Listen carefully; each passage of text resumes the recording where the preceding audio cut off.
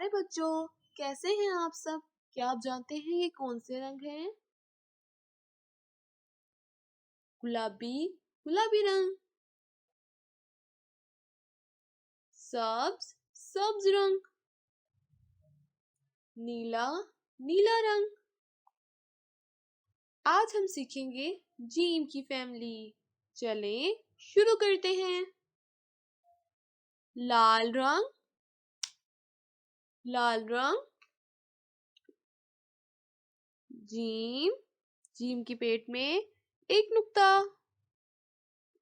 चे, चे के पेट में 3 नुक्ते। हे, हे के पेट में कोई नुक्ता नहीं। जीम, चे, हे, लाल रंग।